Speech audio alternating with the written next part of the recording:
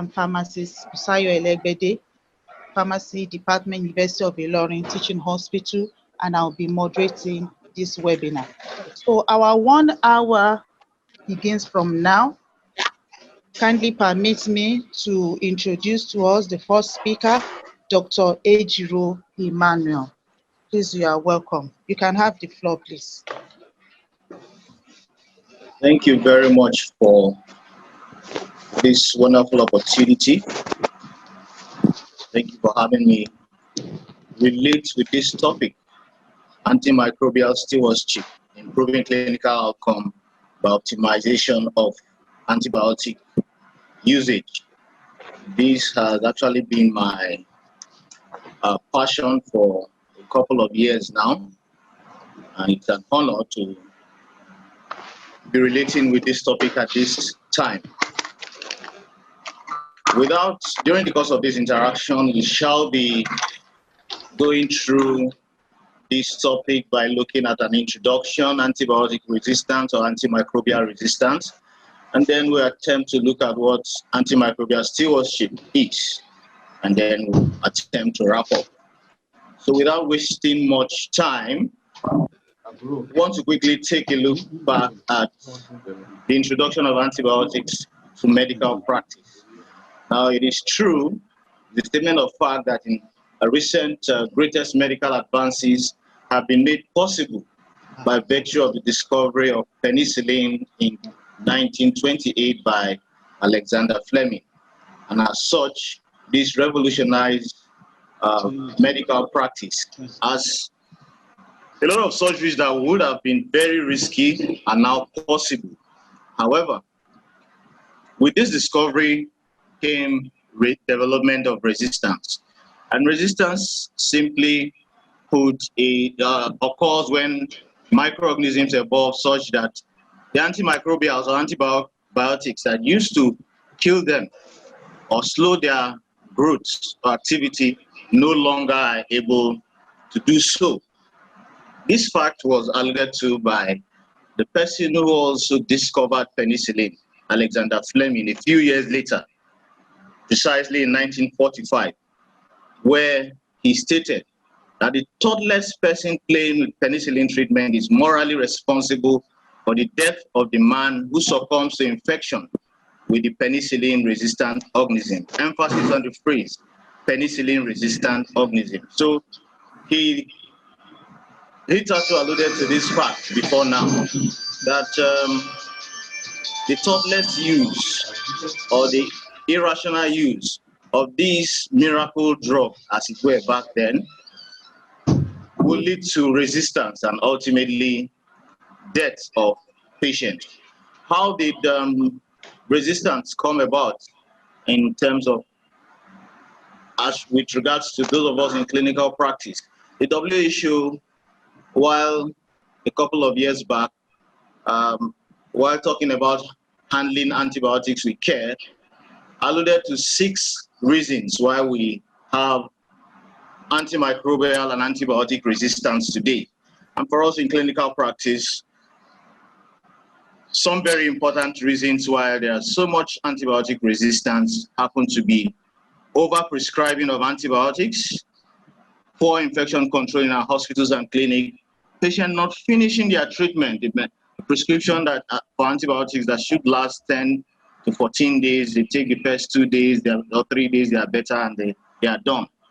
Antibiotics that are supposed to be 8 hourly or 6 hourly or BD, they are taking once a day, just at their own discretion, sometimes due to poor counseling on the part of healthcare providers. And then there is a lack of hygiene and poor sanitation and lack of new antibiotics development. We'd like to invite Dr. Suleiman Sherifat, a seasoned consultant microbiology from UITH, to start our presentation. Please join me in welcoming her. Madam, please, you are on. Yes, Thank you once again. Yes, okay. Good morning, everyone. Thank you for having me to join this clinical meeting. Like my previous presenter said, I will be talking about antimicrobial stewardship, improving clinical outcomes by optimization of antibiotic usage. Now I'll be following this outline.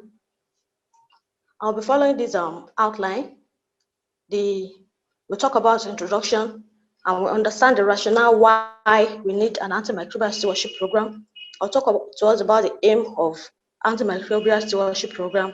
I'll discuss the various strategies used in antimicrobial stewardship program, and then the step that leads to a successful antibiotic stewardship program implementation in hospitals.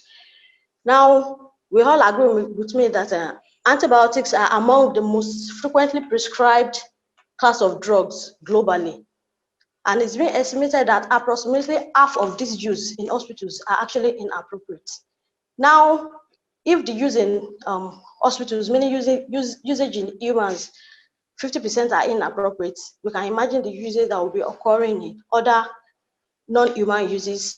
It's been advocated that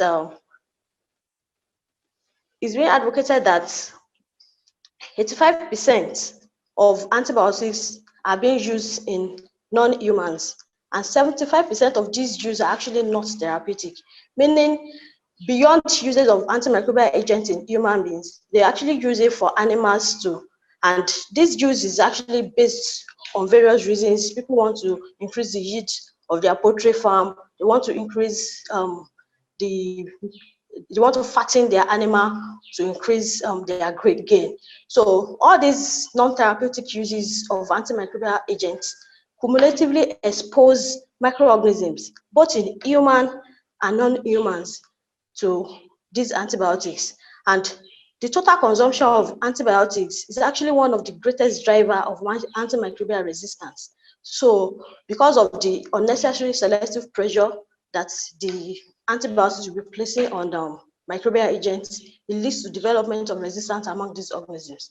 Now we have to do something to actually stop this, and this is one of the aims of any antimicrobial stewardship program. But before I go ahead to discuss these programs, I would like to talk to us about how these antibiotics are actually used or misused or even abused. In our hospitals at various clinics, a lot of people treat fever. They assume any fever is an infection, and they believe patients deserve to use an antibiotic for it. It's not necessarily just doctors.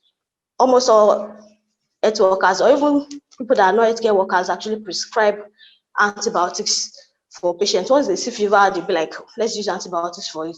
But we must know that not all fever are caused by infectious agents, and not all infectious agents are actually bacteria that antibiotics can work for. So because of treating people with trivial infection or non-infectious agents or even viral infections with antibiotics, this amounts to the misuse or abuse of antibiotics. Then a lot of our prescribers don't even understand the basic principles of antibiotics. Citing an example here is I came across some set of doctors at one time they were giving neonate augmentin. They will reconstitute the augmentin, then keep in the fridge for like 48 to 72 hours because the babies will be using minimal doses. And it's written on the drug information sheet that once you reconstitute parenteral augmentin, it decomposes after 4 hours. Now, people keep this for like 72 to 3 days, and they will still be using it for the patient. They will assume they are using the right dose, but definitely the children will be getting suboptimal dose and will be complaining about the drug not working. So this is because they actually lack the basic knowledge about the antibiotics that they are using. A lot of time, doctors are under pressure, prescribers are under pressure to give at least a solution to a problem. A mother comes in, baby has a high-grade fever with running nose, and you're telling her, okay, from all we have seen now, is most likely a viral thing. Go home, there's no problem. The child will fight the infection, it will be over. No mother will actually accept that from doctors, so a lot of doctors will be to pressure. Let us give something so that at least to console the woman. Antibiotics is being abused.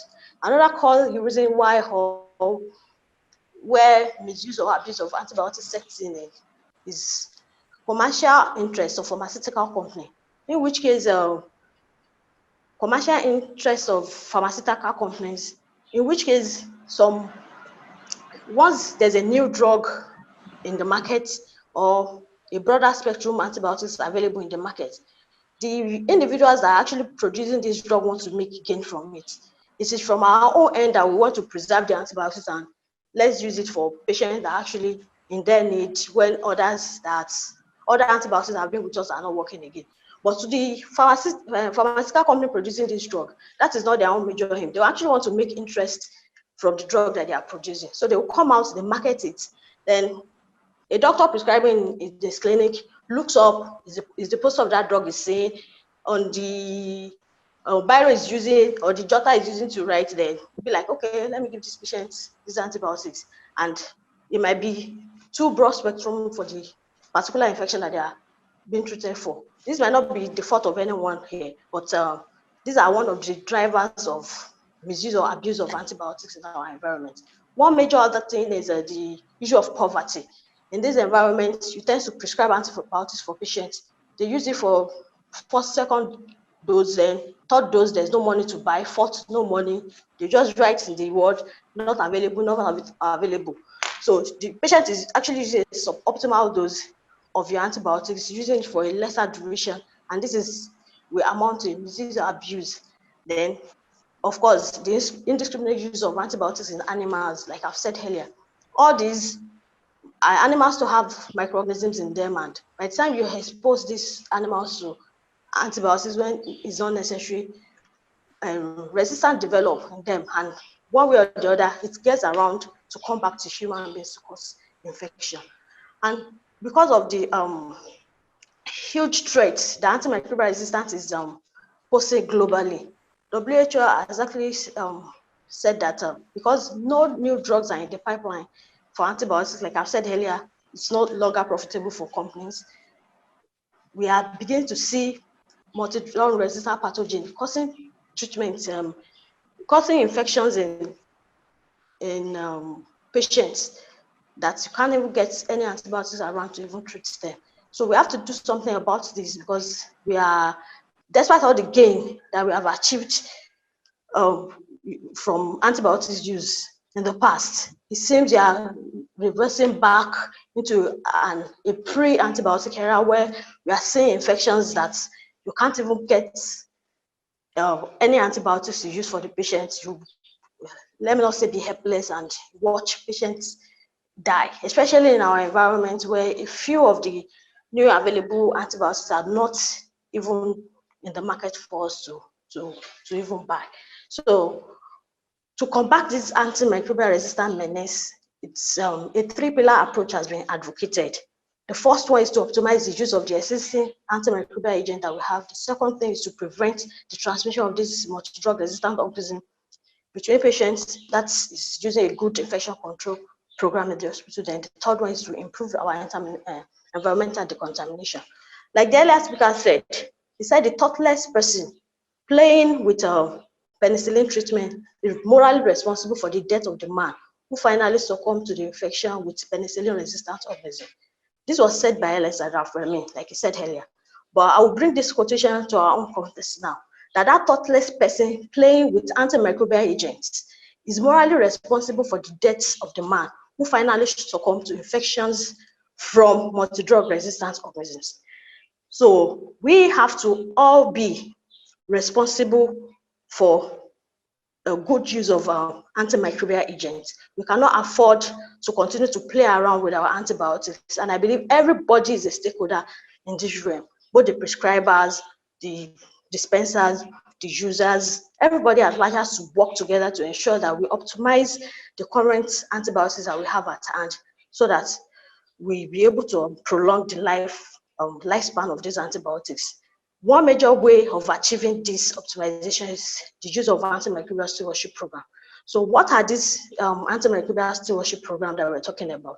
They're actually a set of coordinated interprofessional efforts that are designed to promote timely and optimal selection, dose, and duration of antimicrobial agents for the best clinical outcome for treating and preventing infections with minimal toxicity to patients and minimal impact on resistance. Now, to summarize this in simple terms, it just means the use of the right antibiotics for the right patients at the right time, with the right dose, using the right routes, causing the least harm to that patient or to future patients. This can be applicable to animals too. Some animals genuinely need antibiotics because they have infections, but we have to ensure that it's used strictly for the ones that actually need these antibiotics, not for monetary gains. Now, the major aim of any antimicrobial stewardship program, it will be to, one, to optimize the existing antibiotics that we have, so that we'll be able to prolong the lifespan of these antibiotics and prevent development of resistance to them. The second thing is to promote the behavioral changes of antibiotics prescribers and dispensing practice in our environment, to improve the quality of care and patient outcome, to save unnecessary healthcare costs, because to manage multi-drug resistant organisms, we all agree with me that it's a very enormous tax with a lot of funds that are involved, to reduce the emergence, selection, and spread of these organisms, and to limit the adverse economic effect of these antimicrobial resistance. Now, I'll talk briefly about the strategies. There are numerous to mention, but I'll talk about a few. We have two core strategies that have been advocated globally that are already established. We are using various research. The other strategies are termed the supplemental strategies. Now, it's being advocated that any institution wanting to implement antimicrobial stewardship program can actually adopt one of these two core strategies and add other supplemental strategies to it. So I'll start by describing the first one. The first one is formulary restriction and pre-authorization. By formulary restriction and pre-authorization, we mean that antibiotics will be classified. The next slide shows us a form of classification that WHO is advocating for adopting. It's called HAWE. In this slide, we can see that antibiotics are classified. The available antibiotics are classified into three groups. The first one is the access group, in which case these antibiotics are believed to offer best therapeutic value and they have minimal potential for resistance. The second group are called the watch group. This group are indicated only for treating specific infective syndromes. Like a patient have methicillin-resistant Staphylococcus aureus infection, you have to use vancomycin for it. So they are placed under the watch group. These are the set of antibiotics that are actually placed under restrictions, and somebody has to have authorization before you can actually prescribe them. Then because they are more prone to be a target for resistance, and thus they are prioritized in any antibiotic stewardship program. And the last group is termed the reserve group. These are the antibiotics of last resort. They are used for patients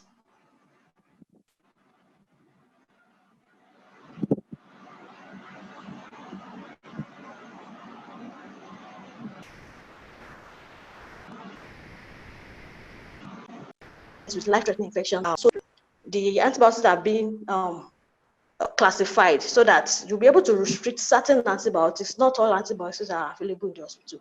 Then you have to give a pre-authorization for prescription of the antibiotics that you have restricted. The second strategy, this strategy is a good one. It's actually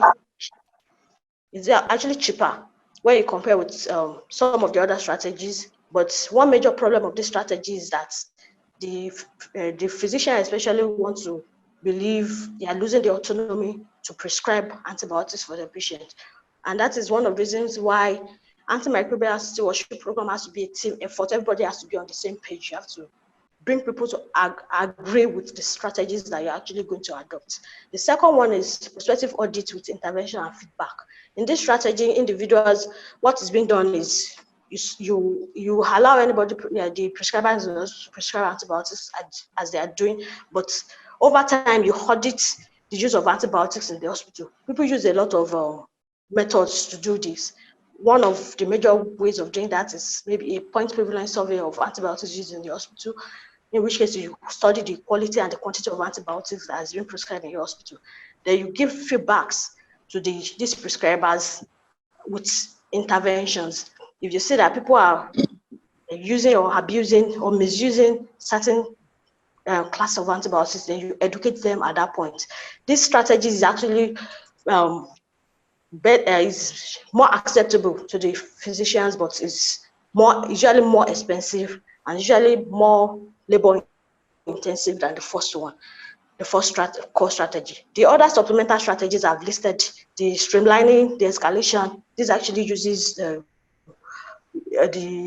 microbiology results. Once you start a patient on empirical antibiotics, that is brush resume. Once you have your microbiology results, then you can de-escalate it with narrow spectrum antibiotics that the organism is sensitive to. For parenteral to oral conversion, patient is on IV quinolone, for example.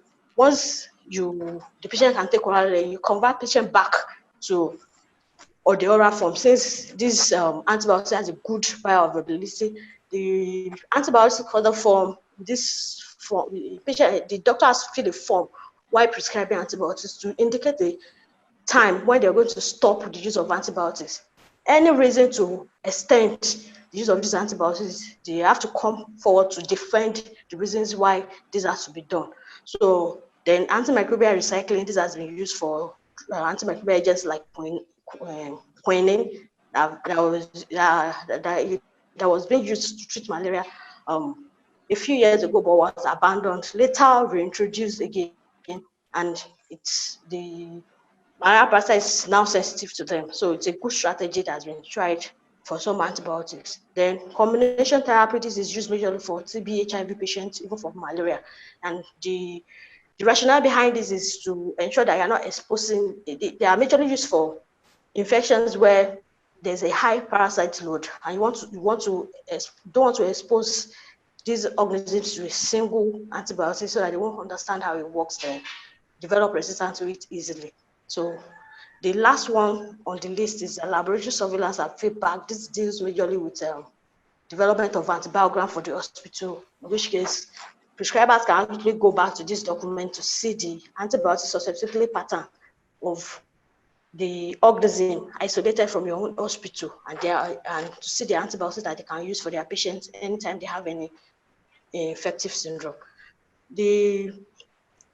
Having discussed this strategy briefly, because going to them might not be able to finish in 20 minutes, I'll highlight a step in which when you want to implement antibiotic stewardship program for the hospital can be followed. The first step is that there must be a motivation for you to want to actually start this program. And one of the core motivations is for you to know what is actually on ground, what is even the problem in our environment. Let us identify what they are. And this can be done by measuring the quality and quantity of antibiotics that we use. Once you've identified that, we know the gaps that we want to fill, then move to the management level, where the management support is very important at this stage. You have to ensure that the antibiotic stewardship team has this power, has the expertise, has the credibility to actually lead the program.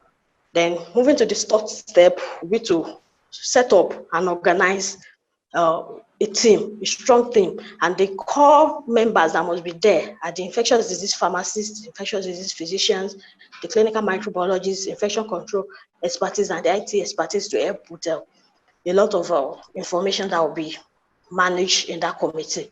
Although there can be other supportive, there must be other supportive members in the team, like the head of the clinical department, the prescribers, so that everybody will be on the same page and agree, so that we'll be able to agree on a single strategy that we're going to use. But before we choose this strategy, we want to set a goal. What is our objective? And we have to state this clearly, which is the next step, so that we bring all the stakeholders together, we agree clearly on what we want to do.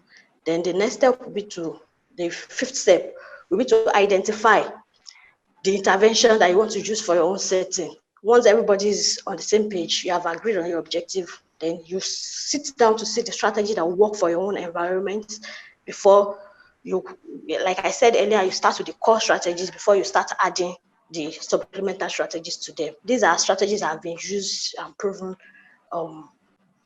across the globe.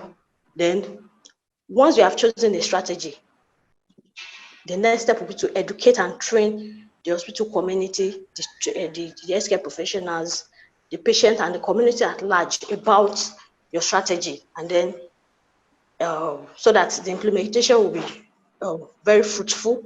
And how you know that this is fruitful? You have to measure. You have to be able to use set up some parameters for you to be able to measure your success. One of the key things that is being used globally is to measure the rate of antimicrobial resistance development in your own hospital. For example, now you have used a strategy restricting the use of ceftriaxone in your hospital. After a year, you want to study the organisms that are being isolated in your hospital and see the resistant pattern to the ceftriaxone that you have already restricted the use. Most hospitals have done this, have a beautiful improvement in the increase in the susceptibility rate to that particular drug in their own hospital. Another thing that can be used is the pathos chart. The pathos chart is actually a word chart that studies the use of antibiotics per word. In this place, and anytime you're restricting any antibiotics, and you're checking the word to see which word is actually complying, which one is not complying, you'll be able to get and give feedback to the prescribers at that point so that the program will be successful. Then whatever it is strategy that we are using, whatever it is that we are using to measure, it is very important for us to communicate with one another. The individuals that are in the team must communicate with the end users of our program so that the program will be able to work. So we must give them clear and simple feedback on whatever strategy that we are using. All these strategies that we are choosing, the steps that we're using to achieve these antimicrobial stewardship program, they are aimed at achieving some core elements. The first thing will be that prescribing antibiotics when they are necessary is what you want to achieve. It's not giving antibiotics to anybody that does not need it. So we have to tell people to send investigate and see whether we are dealing with infectious diseases or not before we start prescribing antibiotics. And even if we start prescribing, once you have your investigation, then you can always stop or de-escalate. Then you have to prescribe antibiotics at the right dose for the right duration, like I've said earlier. You have to ensure that you assess patients using your culture results. You have to ensure that we monitor the rate of resistance in our environment and see the rate at which we are consuming antibiotics. We have to educate.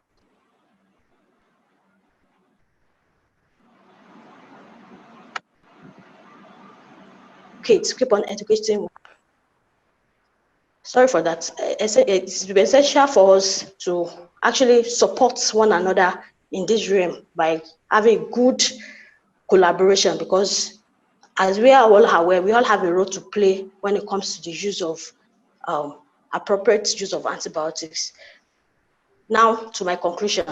Not enough new antimicrobial agents have been developed to fight these organisms. So the existing antimicrobial agents that are with us, we must ensure that we use them responsibly so that we're able to extend their lifespan, so that the patient that needs this drug will be able to get them. We won't give to those that don't need them. And this we can surely achieve through the use of a good antimicrobial stewardship program in our various hospitals. One last thing, collaboration between various teams in the hospital is very important. Collaboration between the antimicrobial stewardship program, the infection prevention control, pharmacy and therapeutic committee are very essential for us to be able to achieve a good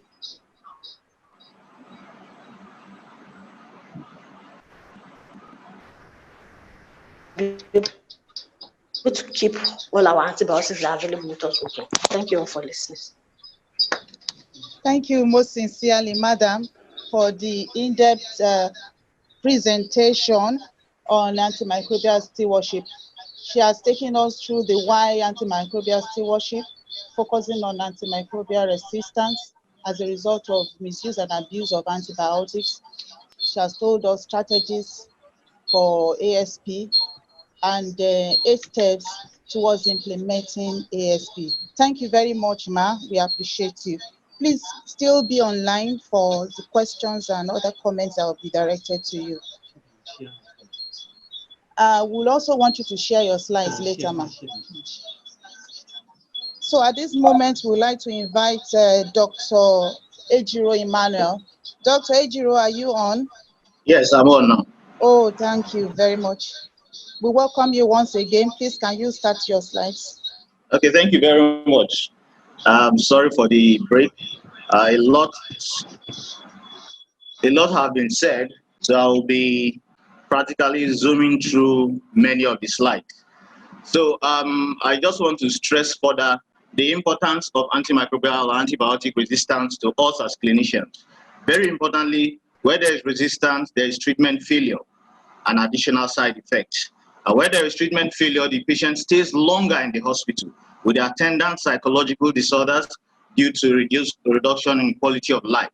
And this also adds to economic and psychosocial burden on the family, with a greater likelihood of death occurring. And this also leads to broader spectrum antibiotics being used empirically. Now, I would not want to be dwelling on the definition of the antimicrobial stewardship that has been touched, and the various rights have also been touched. However, it is important to stress that in order to achieve all of these rights, the antimicrobial or antibiotic stewardship team is inevitable. This has also been shown what the stewardship team should comprise of. So I will not also be dwelling on that at this point. However, what is the benefit, the ultimate benefit of antibiotic stewardship? In our various facilities where there is antibiotic stewardship, there will be decreased antibiotic resistance or antimicrobial resistance. There will be reduction in cost of care.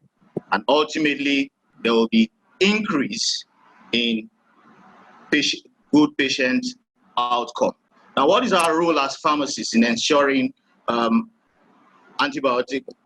appropriate use of antibiotics? And the responsibility, I'll be looking at the responsibility of pharmacists in 3 areas: optimal use of antimicrobial agents, reducing transmission of infection, and thirdly, educating health professionals, patients, and the public.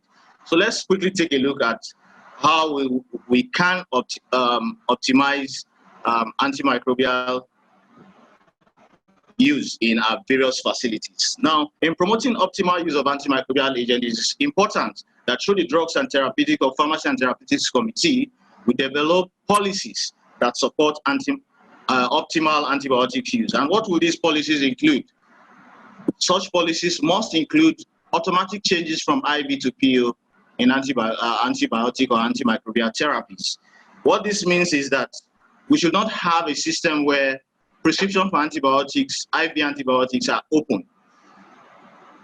And oral IV antibiotics should be for specific period of time. There's a statement that says whenever the GI works, use it. So we want to limit the use of IV antibiotics, as the IV routes, as we are all aware, increases the chances of further infections. So such policies should contain protocols for timelines for switching from IV to oral.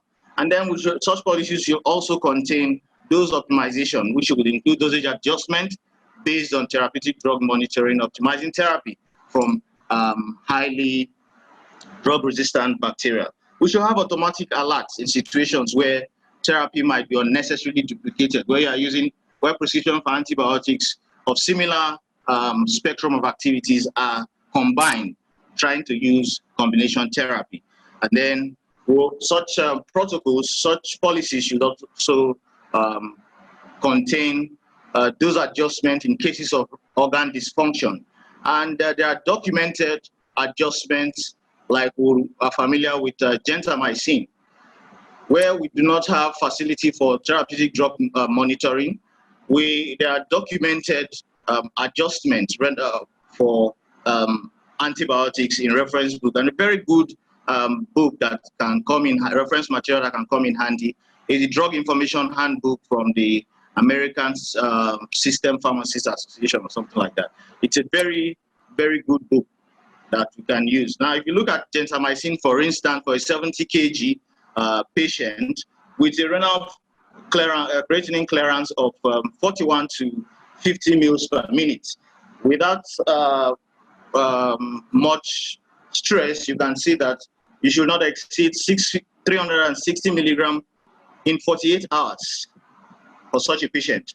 So where we see a prescription that is having 80 milligram gentamicin 8 hourly, that tells you there's going to be a problem for a patient with a creatinine clearance of 41 to 50. So it's not a one dose fit all.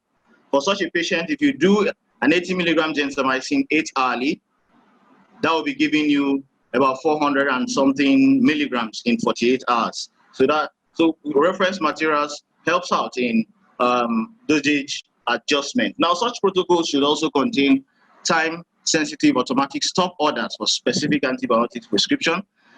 It should also contain measures for detection and prevention of antibiotic-related drug-drug interaction.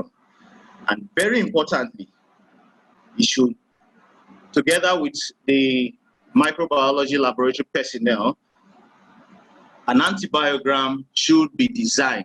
Now, I'll be stressing so much on antibiogram, even though the first speaker made mention of it. I am a strong advocate for antibiogram, especially because of empiric therapy and antibiotic recycling, which was also mentioned. I'll just quickly use this as an example.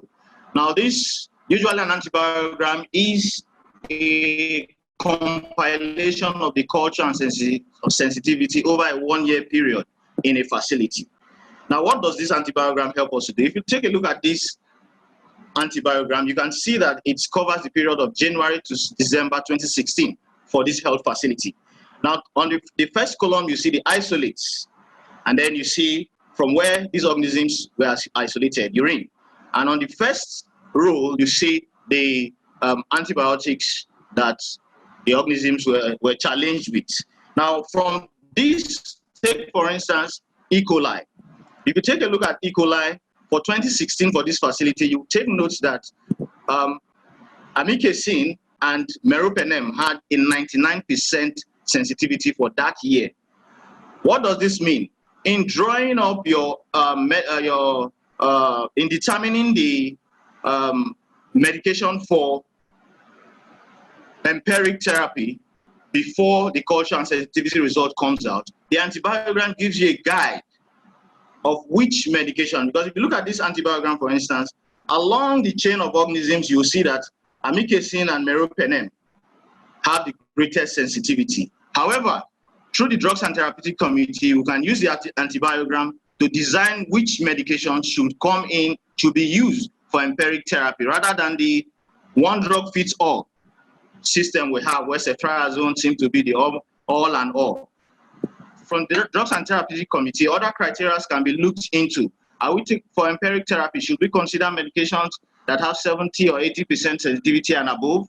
Then you also want to look at cost. You also want to look at comorbidities. You also want to look at the sex of the patient vis-a-vis pregnancy and all of that. So there are other factors that will come in, but the antibiogram helps us to select the antibiotics to be used for empiric therapy for the following year. Now, take for instance, in 2016, we say amikacin and meropenem should be our medications for empiric therapy. Yes, in 2017, we'll take a look. In 2018, we'll now look at the culture and sensitivity for 2018 again. Now, if you now take note that in 2017, amikacin and meropenem sensitivity, instead of 99%, is now showing 70%. And augmentin, which is 44% in 2016, has now risen to, say, 80 or 90%. What this now helps us do in 2019 is to keep amikacin or rest amikacin and meropenem, while we now move on to augmentin that we're not using. And then if in 2020, we look at the antibiogram again and we see that the sensitivity for augmentin is now dropping, and that for amikacin and meropenem is increasing, we can now recycle by bringing back that which was not very sensitive but is now very sensitive, bringing it back to use. So that is the beauty about an antibiogram. So it helps us determine which drugs to use for as empiric therapy and which drugs to rest or recycle. Now, there is another key use of this antibiogram, as we will soon see shortly. So from the antibiogram, as clinicians, we must handle antimicrobials and antibiotics smartly. What this simply means is that when starting off an antibiotics, you need to choose an appropriate empiric regimen, which should be based on the antibiogram. Now, having chosen the appropriate empiric therapy, in terms of maintenance of therapy, what should you do? We say target, de-escalate, and discontinue therapy. What de-escalation simply means is you started with a broad spectrum antibiotics, which you picked out as a result of your analysis of your antibiogram. Haven't gotten the culture and sensitivity results, you then de-escalate to the specific antibiotics that is sensitive to that organism. So that way you protect the integrity of the broad spectrum antibiotics and you make use of the specific antibiotics. So like it is always stated, always make culture and sensitivity result is the key to treating infections. Now, I haven't seen what maintenance of therapy should be like. What about the A? Before selecting the antibiotics, you want to ask yourself as a clinician, are you treating an infection or a colonization? Now, if you are treating a colonization, you don't want to eradicate all the natural flora. So your target will be more of a bacteriostatic rather than a bactericidal organism, antimicrobial. And then the arrow is simply for the route. Like I said, as much as possible, if the GI is functional, make use of the oral route. However, if the patient condition, another predisposing factor, negates against use of oral antibiotics or antimicrobial, you do IV. But as soon as it is possible and convenient to switch to an oral, that switch must be done. And we say all antibiotics or antimicrobial must be time-bound. You should not have open prescriptions for antimicrobials. So that is a smart use. Dr. Ejiro. Yes. Yes, you have 7 more minutes. Okay, thank you very much. So other things the pharmacist can do as member of the stewardship team is reducing the transmission of infection by participating in infection prevention and control committees, encouraging the use of single-dose packages of sterile products rather than multiple dosage containers, encouraging routine immunization, and striving for zero tolerance of healthcare associated infection through use of hand sanitizers and gloves. Now, in the Dell suit, these are some of the settings. Before entering the ward, you use the hand sanitizers to reduce infection in the system. Now, the educational activities of the pharmacist will include things like this: health professionals, talking to health professionals on use of antimicrobial and antimicrobial resistance, proper counseling of patients and clients. All of these and conferences and seminars like this one we are having now are all educational activities the pharmacists can engage in. So what have been said so far? Antimicrobial stewardship practice ensures appropriate and judicious prescribing, dispensing, and administering of antimicrobials. And pharmacy leadership and healthcare professionals should support clear governance arrangement to facilitate leadership, engagement, and accountability for actions to combat antimicrobial resistance through rational and sensible use of antimicrobials. Now, emphasis on rational and sensible. For some of us who, on a more general note, yes, we use, misuse, and abuse interchangeably, but for some of us who have interest in substance abuse, we're a little bit more reserved in use of the word abuse. That is more for substances that affect mood.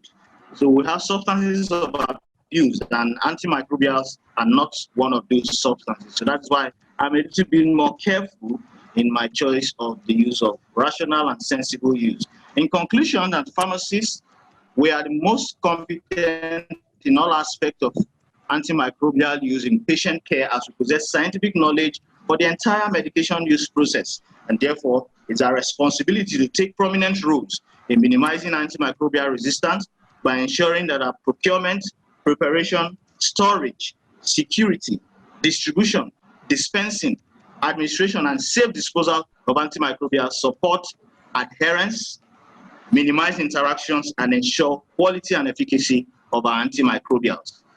And like Dorothy Baker says, without significant intervention, we are coming to the end of the days where 10 different antibiotics can be utilized to treat serious E. coli infection. If we do not make it our problem now, it will certainly be our problem later when we are asked what antibiotics to use for a pan-resistant E. coli infection, and the answer will be nothing. So therefore, it is important that as healthcare professionals, we need to protect the integrity of our antimicrobials for our future generation. Thank you very much.